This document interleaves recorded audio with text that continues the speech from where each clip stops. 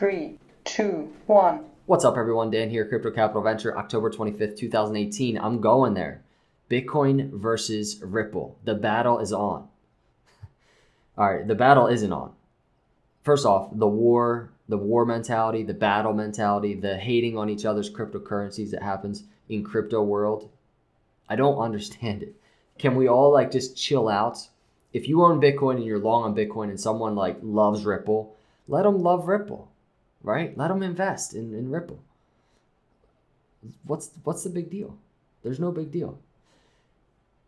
But secondly, I'm doing this video mainly because I've been seeing a lot of Ripple is taking over Bitcoin. Ripple one day will take over Bitcoin stuff. And I want to do this video because I disagree with that. And there's a really, really clear line between the two. So it makes sense why so many people who are on one side or the other are so passionate, so strong in their stance, right? So anyway, let's start first with just the general outline of where it is on market cap, Bitcoin and XRP. Bitcoin is $112 billion market cap, right around. XRP, $18 billion. Circulating supply of Bitcoin around 17 million. Circulating supply of XRP around 40 billion. So this article goes over 5 differences between Bitcoin and Ripple. I'm most interested in 3 of them, namely the decentralized versus centralized aspect, the goals of the two, and then thirdly, transaction speeds. So let's visit decentralization versus centralization. Bitcoin and Ripple are very different governance and ownership structures. They are. So really, depending on what you're more of a believer in, that's probably what you're going to be more interested in, Bitcoin or Ripple. Bitcoin's highly decentralized. It's open source, owned by a community that agrees on changes. But with those agreements on changes, the changes take longer. It's a way different process. At least 51% of Bitcoin mining power needs to support the change to avoid an irreversible hard fork. Ripple is owned by a private company. Owned by a private company. Its internal ledger is more closed affair. It's a more closed affair. The company's consensus-seeking approach can allow for faster upgrades. With the amendment system, developers seek consensus before making changes to the network. In most cases, if an amendment receives 80% support for 2 weeks, it will come into effect and all future ledgers must support it. That's pretty simple. So to initiate a development change or to initiate some type of development progress, for 2 weeks, 80% must agree. 80% support. Way different than Bitcoin. So you can see the decision process of the two in terms of changes are way different. And in my opinion, I like that Bitcoin is way tougher, right? It's a way longer process and it's a way more decentralized process. I like that. So I feel like that's the whole point of cryptocurrency. End goals. Bitcoin and Ripple have conflicting approaches to cryptocurrency, where Bitcoin's decentralized approach means anyone can use it for whatever they feel like. Ripple's marketing its cryptocurrency as an asset transfer solution for major calculations. The company touts more than 100 customers, with more than 75 of those clients deploying Ripple commercially. I mean, just think partnerships with banks and more traditional type of routes when it comes to currency. Transaction times and fees, the biggie, especially when someone's arguing that Ripple is better than Bitcoin. Ripple's going to take over Bitcoin. Bitcoin has come under fire for its transaction times and fees. Users can pay a miner to prioritize their transaction. As a result, average fees have risen to $27, while each transaction takes on average 70 minutes to clear. So this article was written January 2018. So those numbers are different now. Ripple requires a minimum transaction cost to avoid overloading the network. At the time of writing, this is 0.00001 XRP for a fraction of a cent, or a fraction of a cent. To pay the fee, the network destroys the XRP rather than paying it to anyone in particular, right? A mining fee. They don't have that, which in turn increases the value of the remaining XRP. Ripple transactions can settle in as little as 4 seconds thanks to what's known as off-ledger transactions. Essentially, a provider batch processes a number of transactions before putting them on the blockchain, maintaining the security features of cryptocurrency while avoiding the hassle of logging each transaction at a time. So this leads us and pivots us over to Bitcoin. A similar solution for Bitcoin, the Lightning Network, is under development. Whether it's enough to turn things around for Bitcoin, it's enough. It's going to be enough. And potentially encourage the same business adoption as Ripple remains to be seen. So let's talk about that a little bit. Here's a nice little overview of Lightning Network and what it can achieve. Prior to its activation, Bitcoin only had a maximum 7 transactions per second. Systems like Visa are able to process up to 45,000 transactions per second. Lightning Network, this off-chain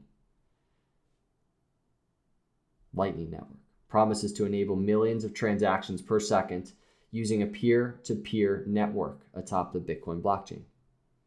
This is the fastest financial transaction network in the world, even compared to competing blockchain technologies like Ethereum, 15 transactions per second, Ripple's 1,500 transactions per second. So here we go. How does Lightning Network operate so quickly? The easiest way to think about it, I cover this paragraph because it's just a great illustration. It really is a simple illustration.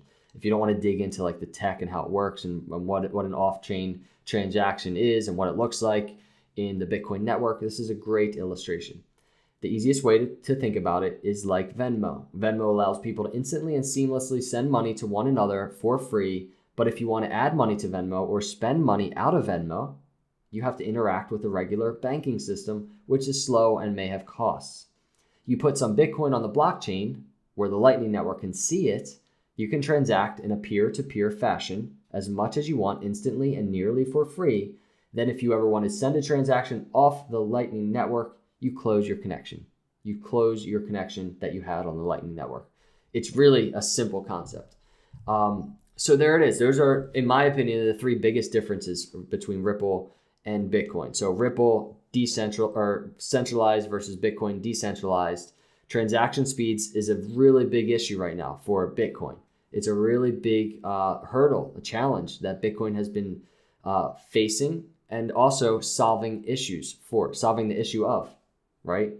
And then thirdly, you have the goals. Like what's the vision of Bitcoin versus what's the vision of Ripple? It's so cut and dry. It's so clear cut down the middle, the differences of the two. So when it comes to, is Ripple going to take over Bitcoin?